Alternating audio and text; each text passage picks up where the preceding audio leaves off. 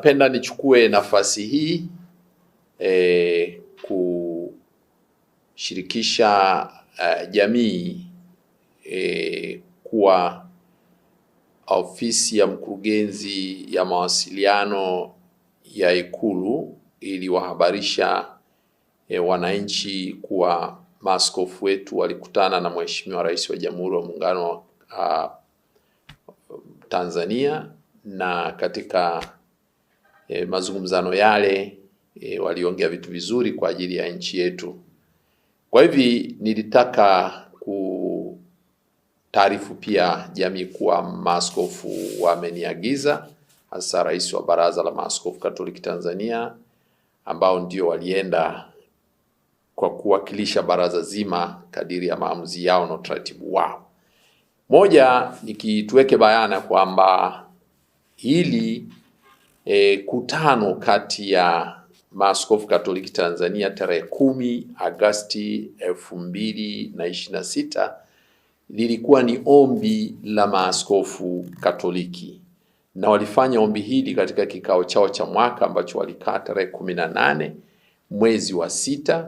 Walifanya maamuzi hayo kumuomba rais akutane nao, na hivi lilikuwa ni ombi la Maaskofu Katoliki Tanzania, na ndio walioomba, wala hawakuitwa, waliomba wamuone rais. Na hii ilifuatia waliomba mwaka jana. Kwa bahati mbaya rais alikuwa ana majukumu mengi, na waliomba muda ule ule, waliomba wakutane naye mwezi wa 8 kabla ya uchaguzi wa 2025. Rais kwa bahati mbaya akasema ratiba yake imembana, hataweza kukutana nao. Lakini kwa kuzingatia yaliyotokea kwenye uchaguzi mkuu na hali halisi ambayo Watanzania wanayo ya kisiasa, mwaka huu maaskofu wakaamua tena wamuombe rais wakutane naye ili waweze kumshirikisha mtazamo wao juu ya hali tulionayo kisiasa nchini, kutokana pia na kwamba waliweka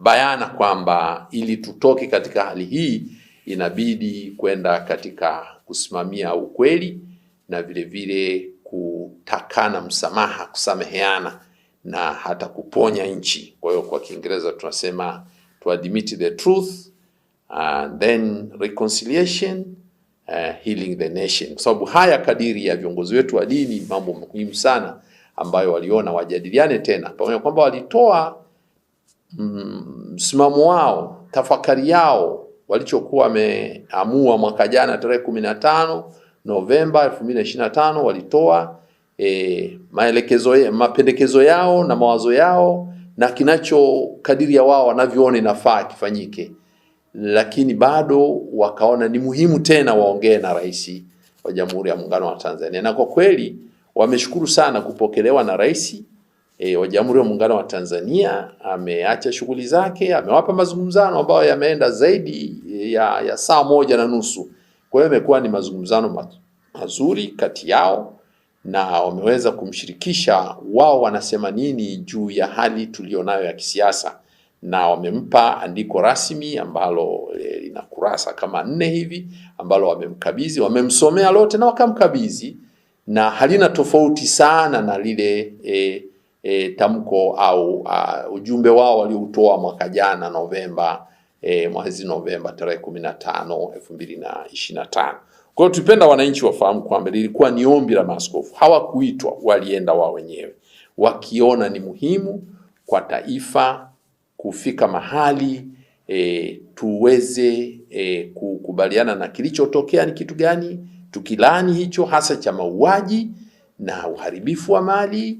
Halafu basi maaskofu wanasema sasa tufike mahali tuponye nchi na mambo mengine yaendelee, na hayo yaliyosababisha watu waingie katika hali za kuandamana na nini, basi na yenyewe yashughulikiwe.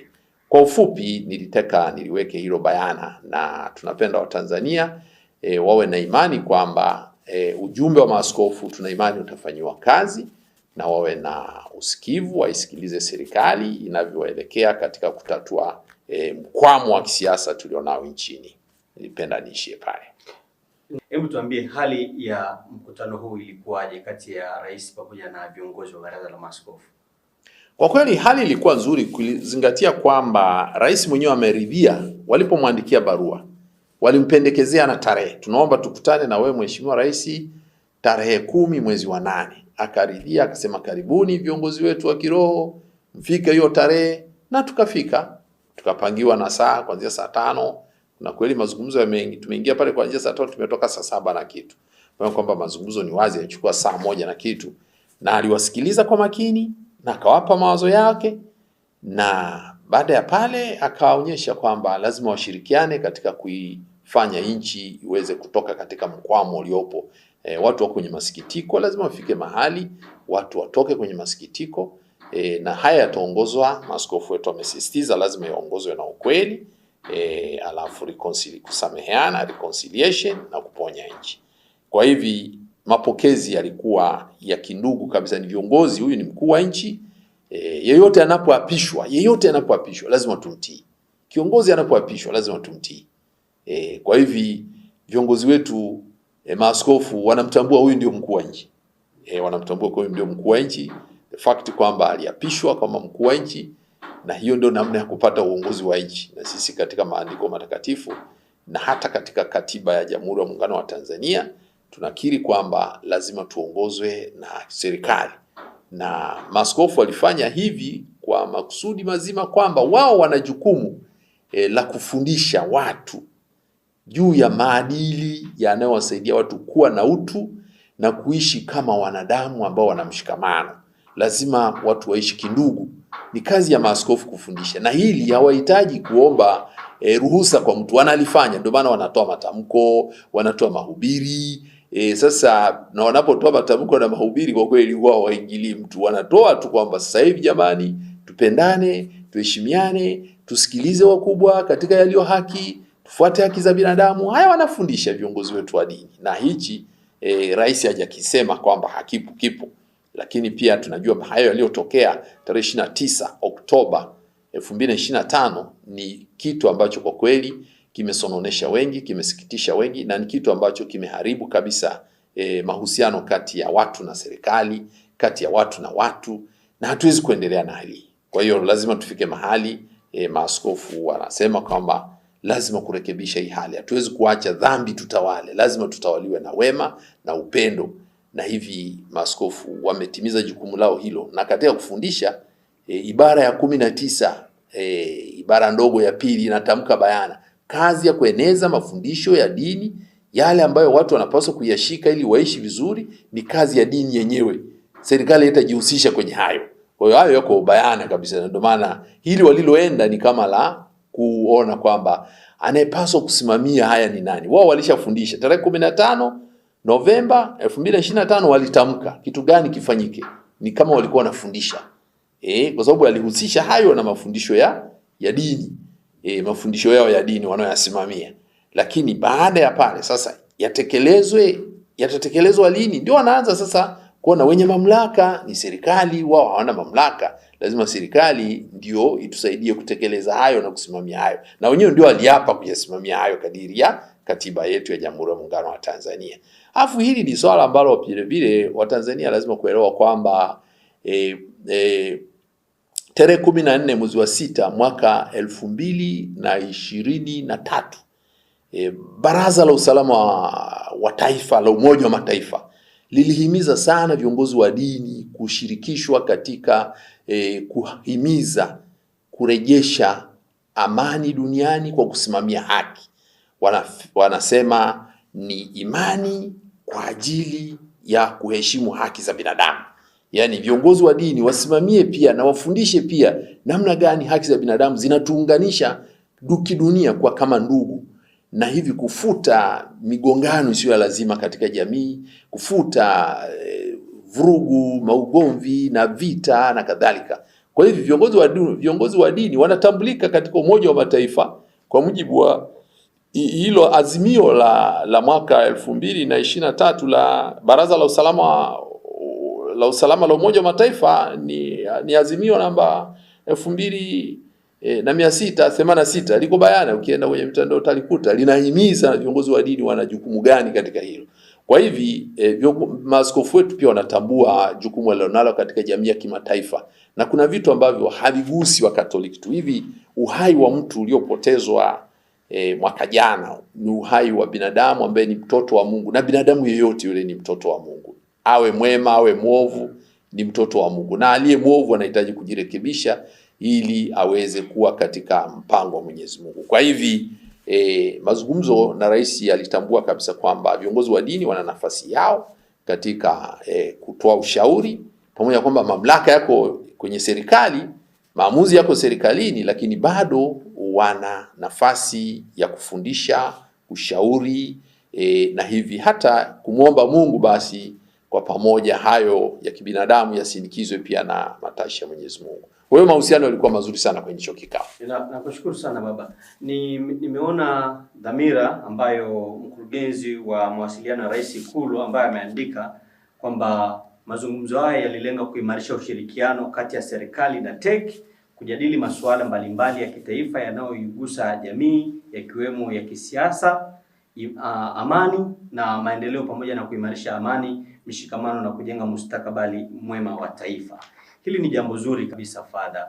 Hauoni kama hapa serikali tayari imeanza kupiga hatua kwa ajili ya kushughulikia yale masuala ambayo yalijitokeza huko nyuma? Ni wazi, ni hatua moja. Katika kutekeleza kitu lazima kuanze hatua. Maaskofu wanafanya kitu wanachoita mazungumzano, dialogue. Ndio kazi yetu tulionayo. Sisi tunafanya engagement, yani tunafanya mazungumzano katika kuhakikisha kwamba kitu fulani kama akiendi. Na unapoona kinafanyika hiki, kuna mengine yameshafanyika mengi tu ambaye hayajaandikwa humu na hajatangazwa. Viongozi wetu, maaskofu wetu wana namna nyingi sana za kuhakikisha kitu fulani ili kiondoke, tatizo liloko katika nchi liondoke, lazima kutumia mbinu mbalimbali. Wakati mwingine si lazima kulitangaza. Ndio maana maaskofu wakati wanaenda kule hawakutangaza na wala, lakini kwa sababu serikali iliona muhimu kutaarifu wananchi, basi ndio wameelekeza pia na sisi tutoe ufafanuzi kidogo juu ya haya ambayo watu wanasema. Nia ya serikali hii ni hatua moja, tunakiri, tunakubali ni hatua moja. Lakini sasa watu wanachotegemea sasa hivi ni kuona watu wameuawa mwaka jana tarehe 29 mwezi wa 10 mwaka 2025, na siku 2 au 3 baada ya hapo wameuawa waliokuwa naandamana, wameuawa waliokuwa majumbani. Sasa hili kukiri kwamba lilikuwa ni tendo ovu, tusubiri mpaka lini? Ndio wanauliza maaskofu, kwa nini msifanye hivi ili watu tuache kwa kaangaika tunasubiria kukutana tuombane msamaha? Kwa nini mmoja asisimame aseme tusameheane na tunaomba tusamehewe? Na viongozi wa dini wanapata sasa nafasi hapo kwanza kusema jamani tusameheane, kwa sababu huwezi kusamehe bila mtu kuomba radhi. Lakini zimeundwa tume mbalimbali ikiwemo tume ya kwanza ambayo ilichunguza tukio hili zima, na imeundwa tena tume ya pili hivi sasa ambayo huenda imepewa muda wa miezi 5, huenda ikaja na taarifa ambayo pengine ikawa ni mwanzo mzuri wa kuweza kujua ni nani alifanya nini na ambaye anatuhumiwa hawezi kuwajibika kutokea pale. Hii hairidhishi kwa maaskofu? Ni hatua moja katika kutafuta ukweli au kujiridhisha na ukweli. Lakini vile vile hizo ni mikakati ya serikali imeweka. Lakini katika kutoka katika hali tulionayo, ni serikali peke yake inapaswa kufanya. Wananchi ambao ndio wamedhuriwa wameshirikishwaje katika hilo? Na sisi tunakubali hizo tume zinahitajika. Lazima ukweli ufahamike, ukweli uwekwe vizuri na vitu viwe wazi, kuwe na utawala wa sheria ndani yake, kusiwe na na maaskofu wetu katika andiko lao lile la Novemba waliweka bayana kabisa kwamba watu waliuawa sehemu mbalimbali za nchi. Na watu walipouawa sehemu mbalimbali za nchi, ni kitu gani hicho kilifanyika kwa mtindo huo? Tarehe 29 hilo watu wameuawa Mwanza, Dar es Salaam, Arusha, Mbeya, mauaji makubwa ya kutisha. Sasa kitu kama hiki, pamoja na tume zinachunguza na tume imetamka wamefanya hivi, lakini na hii sasa inakuja kuchunguza waliohusika. Lakini tunaangalia waliohusika kuhamasisha labda maandamano, tumesikia hilo, lakini waliohusika kuua umesikia wanatamkwa. Walioua, waliobeba mabunduki na kuua kwa risasi za moto umesikia. Sasa vitu kama hivyo ndio tunasema sasa hapa lazima tufike mahali tuongee kama Watanzania. Hatuhitaji kuja kuongozwa na mtu sawa, hiyo tume itafanya kazi yake, tunashukuru. Labda kama serikali inaona ndio njia pekee, basi watu tuombe basi wananchi wasikilize serikali yao. Lakini vile vile wananchi wasikilizwe wenyewe wangependaje wangetaka kitu kiendeje vile vile. Lazima hivyo vile. Kwa mfano watu walipendekeza, tumeona ilipotokea matatizo kama haya kule Afrika Kusini, haya matatizo sio ya kwanza duniani. Yalishatokea Kenya, alienda Kofi Annan na Mkapa kuleta watu kutoka kwenye mkwamo wa kisiasa. Imetokea huko Afrika Kusini, walienda kina Nyerere, kina nani walitoka huko Nyayo, kina Nelson Mandela ambao walikuwa serikali National Party, chama cha upinzani nani. Sasa haya yote yanapaswa kutumika pia na nchi zingine zilizotokea. Inakuja kwa mtindo ambao tunasema basi ni jambo zuri. Kama serikali yetu inaona hii inatosha, basi waambie wananchi mwe na uvumilivu, tutafanya, tusubiri. Kwa hiyo maaskofu sio kwamba wanapinga mikakati iliyowekwa, lakini wanataka kusema kwamba sasa hivi tumeambiwa itachukua miezi mingapi? 5. Kwa tukae miaka 5 tukisubiri neno la samahani. Hivi hatujui kweli aliyehusika kubeba bunduki na kuua watu mchana kweupe na usiku walioenda kuua na mchana wengine walienda kuua majumbani au kuonekana. Kwa taarifa yako tu nikwambie, sisi tuna mapadi ambao wamepoteza baba zao, wameuawa ndani ya nyumba. Padi moja jimbo fulani na mwingine jimbo fulani, baba apelekwa kule, ameenda pale amepigwa risasi, mzee mgonjwa anakunywa chai sebuleni pale, barazani kapigwa risasi pale. Mwingine baba yuko sebuleni kapigwa risasi pale. Ama padi wanalia kweli kweli, wamepona. Na padi mwingine alikuwa padi kijana kabisa na miezi 3 ya upadi. Sasa wanafikiri vitu kama hivi baba vinapokuwa vimetokea watu wanaumia, wanasema sasa si Ukristo wetu na maana gani kama tuombani msamaha? Kwa sababu maaskofu wanachosisitiza daima, wenyewe wanachosisitiza ni hiki walichokitamka. Kwanza tukubaliane kwamba kulikuwa na ukweli, alafu tuombane msamaha, twende mbele. Kwa maana hiyo mtu yoyote yule ambaye anataka kufahamu kiu ya maaskofu kukutana na rais wa Tanzania iliisha vipi, anatakiwa ajue ni kipi hasa ambacho maaskofu walikipeleka kwa rais. Maaskofu wamesisitiza juu ya ujumbe wao walioweka hapa mwaka jana tarehe 15 Novemba, ndicho walichosisitiza. Tukiri ukweli kwa wananchi, tuombe msamaha wananchi kwamba tulikosea, si ambao ni viongozi labda au wawakilishi wetu walikosea, basi tuombane msamaha kama Tanzania. Na viongozi wa dini msaidie watu kupatana, kwa sababu kazi ya dini kupatanisha watu na Mungu, kupatanisha watu kati yao. Na mwisho siku hatuwezi kuishi bila kusameheana. Hili ni tofauti kabisa na mnaloliita ninyi si maridhiano. Hii ni kitu tofauti. Kusameheana na maridhiano vitu vili tofauti. Reconciliation na maridhiano vitu vili tofauti. Sisi hatugombani nani atawale. Sisi tunamtawala tayari, yupo rais, yupo anatawala.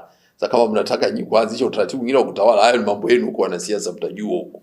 Lakini sisi tunataka wananchi kwa hili ovu lilofanyika ambalo tumelilaani sisi kanisa Katoliki.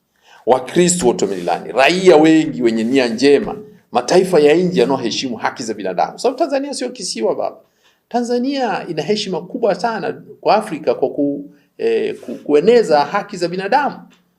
Haki za binadamu, na zilipovunjwa haki za binadamu tangu miaka ya 70, Tanzania ilikuwa inajiweka mstari wa mbele kabisa kulaani uvunjaji wa haki za binadamu. Ililani ubaguzi wa rangi Afrika Kusini. Ukipewa mifano Tanzania ilivyosimama kidete ikasema sisi msipomuondoa serikali ya Afrika Kusini kwenye Umoja wa Nchi za Madola, sisi hatutajiunga. Tunajiondoa. Kwa hiyo ilibidi, kwa sababu gani? Huyu analeta siasa za ubaguzi wa rangi na anawanyanyasa wasio weupe, wale wazungu walinyanyasika. Miaka ya 60 ilibidi serikali ya Afrika Kusini itoke kwenye Umoja wa Nchi za Madola. Lakini vile vile Tanzania iliweza kusababisha mchezo nchi 33 zisishiriki kwenye Olimpiki kwa sababu nchi ya New Zealand ilienda kucheza na South Africa. Wakasema hapana, hii nchi haipaswi kushirikishwa vitu hivi kwa sababu hao ni wabaguzi wa rangi na wanawateza wa Afrika. Tanzania ikaungwa mkono na nchi 23 kwa sababu sisi tulikuwa na wakati wetu na Philbert Bayi, bingwa wa mbio na nini. Kwa hiyo Tanzania imesimamia sana haki za binadamu. Sasa kama ilifanyika kwa kuhimiza haki za binadamu katika mataifa mengine, maaskofu wanasema haya pia yafanyike ndani ya nchi yetu. Sasa tuseme kwamba hiki kitu hakikuwa kizuri na tufike mahali, na wamejifunza, maaskofu wamejifunza kwenye nchi zingine, wameona nchi zingine zilitoka kwenye mkwamo kwa njia ya watu kukiri ukweli na kusameheana. Ndivyo watu walivyofanya, lakini hawaweki serikali itumie utaratibu. Serikali yenyewe labda imeona utaratibu huzo wa hizo tume unatosha, basi tunasubiri tuone matokeo yake. Lakini rais pia alitamka kwamba kilichotokea hakipaswa kutokea na hakipaswi kutokea tena. Alisema hayo, lakini bado hajasema samahani kwa niaba ya watendaji wake. Umesikia amesema samahani kwa yaliyotokea? Tumesikia rais amesema samahani kwa kukata mtandao wa internet, na mataifa wamefanya biashara wa mataifa mengine wakisema tunashukuru kwa kuomba msamaha. Lakini mauaji ya wananchi, umesikia rais amesema samahani kwa yaliyotendwa na polisi au walioua wale, wawe polisi au sijui nani, labda wenda watu walijivalisha manguo. Ndio tume hizi tatuambia waliovaa hizo nguo na walikuwa wanaua watu, mtu anakimbia anapigwa risasi mgongoni. Sasa unajiuliza huyu ni polisi au mtu amekaa nyumbani? Tunajua sheria za kimataifa zinasema unapomkuta mhalifu amekaa, mfunge pingu. Kama hana silaha na hataki na hakudhuru, mfunge pingu. Lakini unaona mkuta amekaa unampiga risasi anakufa. Sasa ndio namna za kulinda vitu kama hivyo. Sasa serikali labda bado inachunguza, kwa hiyo tusubirie, tutayasikia. Kwa sasa hivi kuna utulivu fulani ambao tayari umerejea, na unaweza kuona hata ile purukushani za kwenye mitandao ya kijamii, utulivu ni mkubwa. Taswira ambayo baraza inaliona kwa taifa la Tanzania kwa sasa ni ipi? Baraza lenyewe linachukulia hali kama ilivyo, na maaskofu hawezi kuwa na mtazamo tofauti na wananchi, lakini ovu kama hili limefanyika lazima likemewe ili na lilaaniwe. Hili ni ovu. Tusitoke kwenye mstari wa uovu. Msipolikemea na kulilani litakuja kurudia. Unanielewa hilo baba? Litakuja kurudia. Na sio mara ya kwanza maaskofu kukemea kitu kama hiki. Bushiri aliua wamisionari mwaka 1887 Pugu. Walitoka mapadri wa Bagamoyo, wenyewe walikuwa Faransa. Hao waliouawa walikuwa Wajerumani. Mapadri wa Faransa kama wawakilishi wa kanisa Katoliki mwaka 1887 wakaenda kuwaambia serikali ya Mjerumani, wanaenda kumwambia Bushiri, wale wa misionari waambia Bushiri, kwa nini umewaua hawa wa misionari wa Pugu? Bushiri, mtawala wa wenyeji wa pwani, akasema nimewaua hawa kwa sababu wanashirikiana na huyu aliyevamia nchi yetu. Nani huyu? Mjerumani. Lakini wale wako sawa na sisi. Sema mbona wanakaa pamoja?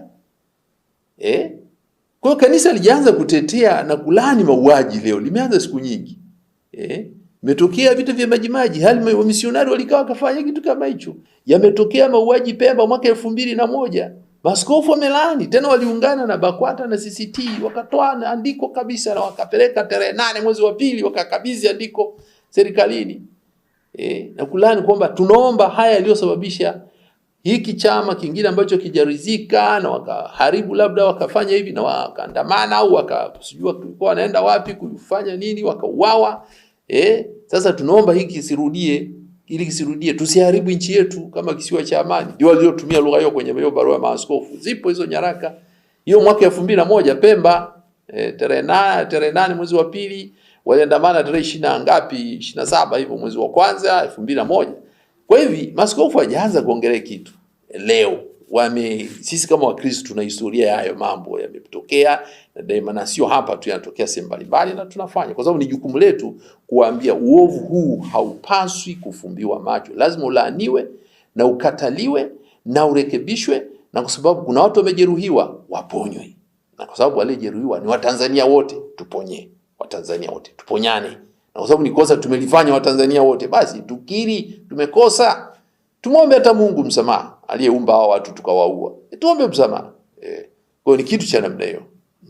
Kwa hiyo hali ya kusema kuna utulivu, watu wanaweza kuwa na utulivu lakini watu wana hofu. Nadhani umeona vijana wanavyokuwa huko. Nadhani umeona mahali fulani vijana wanaulizwa, unaona vijana ambao kuna watu wanaweza kakawa na hofu, hawajiamini. Kuna dalili, walau una dalili za kuimprove. Kwa mfano watu walikuwa wanatekwa, wanauawa, walau sasa hivi unasikia watu wanakamatwa na wawekwa ndani, kwa kwamba wengine wanaonekana wanateswa sana, lakini walau ndugu zao wakienda mahabusu wanawakuta. Kwa tunaposema hiyo kuna improvement, hatujakataa. Sasa aliyekuwa anateka ni nani? Hapo ndio utajiuliza sasa. Walau sasa hivi unasikia mtu amepotea, lakini unaambiwa amekutwa yuko mahabusu. Lakini zamani anapotea umuone. Kuna watu umesikia wamepotea uonekana. Amepotea unakuta ameuawa, yuko amechomwa na tindikali. Anauza tindikali Tanzania, maduka hatuyajui yako wapi. Sasa unaona vitu kama hivyo. Nilikuona pia ukiwa na spika wa bunge la Tanzania tarehe za nyuma kidogo. Ajenda ilikuwa ni ipi? Ilikuwa ni makutano ya kiofisi ama ni ya kirafiki? Spika alikuja kutuona. Kwa kweli lengo lao ni kuona kwamba tutokeje katika hali hii. Spika alikuwa na ujumbe tutokeje, na kwa sababu yeye ni mwakilishi wa muhimili mwingine, basi tulishirikishana kadiri ya muhimili wake. Kama baraza niambia maaskofu wamesimama hivi. Kwa taarifa yako tu kwamba maaskofu wetu wametuma timu kwenda kujifunza Kenya na kujifunza Afrika Kusini. Kwa hiyo tunajua wenzetu walifanyaje, ndio akamshirikisha, labda tungeweza kutoka tukifanya 1, 2, 3 katika hali hii. Na spika alitoa ushauri mzuri sana, sema waambie maaskofu ofisi yangu iko wazi, mapendekezo yao yoyote tunawakaribisha na hivi na vile.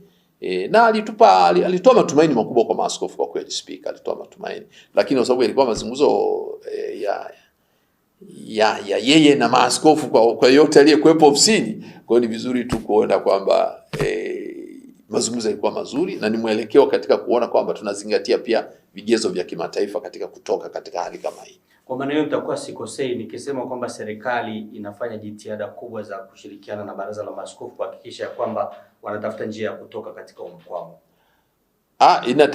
Ni wazi serikali inatukaribisha sisi nyakati zote, kiacha ile ya speaker, zote zingine tumeenda sisi, tumeomba sisi kukutana nao, tumeongea sisi. Kwa mara ya kwanza speaker tu ndio alikuja kutuona, na mawaziri kadhaa walikuja, na ofisi ya waziri mkuu pia ilituma waziri mmoja akaja, lakini tukasisitiza msimamo uko hapa. Maaskofu wameshatoa msimamo ni hapa, tuwezi kutoka pale. Tumeingia na ofisi nyingine. Maaskofu wamejitahidi kuona hizo, lakini hatuwezi kutatua tatizo kwa maaskofu kuongea na serikali. Ni wananchi kutendewa haki zao. Unajua haki za binadamu baba zinadili na utu wa mtu, na imani ya Mtanzania iko kuona mwananchi yeyote, hata yule wa ngazi ya chini kabisa, anaheshimika kwa utu wake, kutendewa haki zake.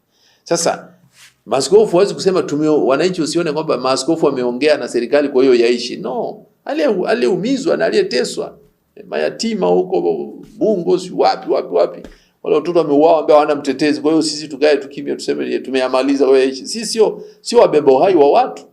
Walio ambao watoto wao wameuawa, ndugu zao wameuawa, wazazi wao wameuawa, vitu kama hivyo. Basi ili ni tatizo ambalo ni tatizo kubwa. Pamoja kwamba watu wanaweza kalifanya liwe tatizo dogo, lakini kadiri unavyopuuza Mungu unajitakia madhara makubwa mbeleni. Kwa kuhitimisha safari hii baba, ni upi wito wako sasa, kwanza kwa serikali na wananchi pia?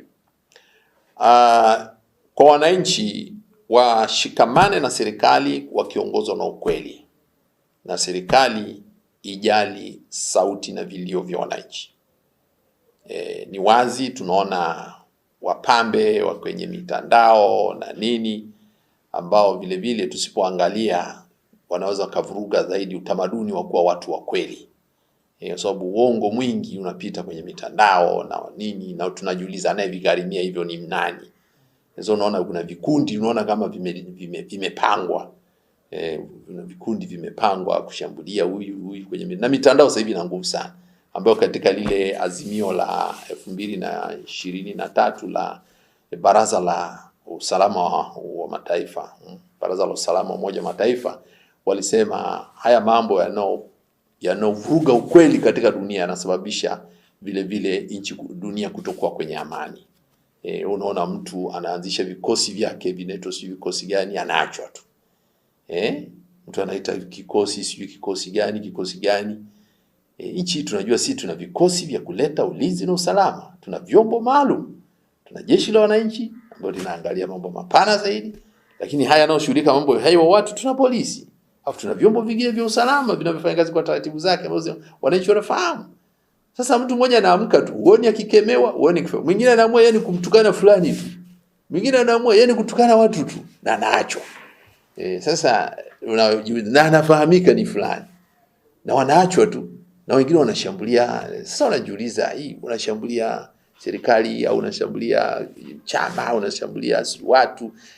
Sio utamaduni wa Mtanzania. Watanzania tulikuwa tunaishi katika kupenda ukweli, Na ukiwa kiongozi ukumbuke wewe kiongozi wa dini, kiongozi wa serikali, lazima ukubali kuwasikiliza wananchi. Wananchi wanachosema kizuri, kitamu kusikiliza, kichungu kusikiliza, lazima usikilize. Na huo ndio uwajibikaji. Ibara ya 8 nasema utawala wa nchi uko chini ya wananchi. Utawala wa nchi uko chini ya wananchi, na wananchi ndio wenye mamlaka ya kutawala nchi yao. Wewe wamekupa tu dhamana, lazima wasikilize, uwaheshimu.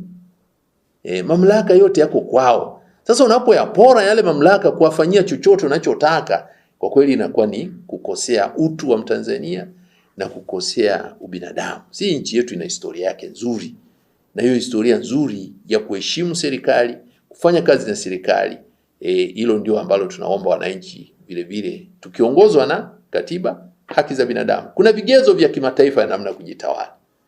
Kuna vigezo vya kimataifa namna ya kujitawala. Hata tukisema tujitoe siju kwenye umoja, kutokubanwa na haki za mkataba wa haki za binadamu wa Afrika, au hata hizo umoja wa mataifa tuzitaki, si tunajiondoa au tunatoka, sawa mkijitoa, lakini ubinadamu uko pale pale. Tanzania sio kisiwa, tutahitaji kushikamana na mataifa mengine, lakini kuna vitu tukijitoa tunajizalilisha kimataifa. Tanzania ina heshima kubwa. Ni swala la kufanya, ndio maana watu wanaita ni kufanya mapatano kati yetu, kuombana msamaha, fanya mapatano, maisha yaendelee. Na wakifanya hivi nchi itaenda. Nchi itaenda. Afrika Kusini walipofika kipindi kile, walisema tukubaliane ukweli. Afrika Kusini walichofanya, wakakubaliana, kila mtu akakiri ukweli kwa upande wake, si tufanye maovu haya na si tufanye maovu haya, tusameheane, wakasameheana. Tuanze kujenga nchi mpya. Tusirudie yale leo tugombanisha. Wakatengeneza utaratibu wao. Hata hawakupelekana hata mahakamani. Hawakupelekana hata wakati ilikuwa ni Nuremberg, sasa hivi ni Hague. Hawakupelekana hata huko. Yakaisha. Ni kweli kuna vitu vingine vitaendelea kurekebishwa taratibu, lakini waliishia pale. Hakuuliza mtu aliyeua wale mauaji ya Sharpeville alikuwa nani, tunaomba wawekwe ndani. Walisema yaishi, yakaisha. Lakini walisameheana. Kwanza walikiri ukweli na wakasameheana. Wewe ndivyo walivyofanya wenzetu Afrika Kusini. Sasa sisi ni kisiwa, yamefanywa haya, tukiri tu mambo yaende. Lakini tuwe na imani kwamba Watanzania ni waelewa, na serikali iwaamini na kuelewa Watanzania. Watanzania ni watu waelewa, ni watu wavumilivu, hawajazoea kufanya vurugu kwa kutumia silaha. Hata wale waandamanaji mwasemeje, sikuona mwandamanaji aliyekamatwa na polisi waliwaweka ndani sijui 100,000 ngapi sijui.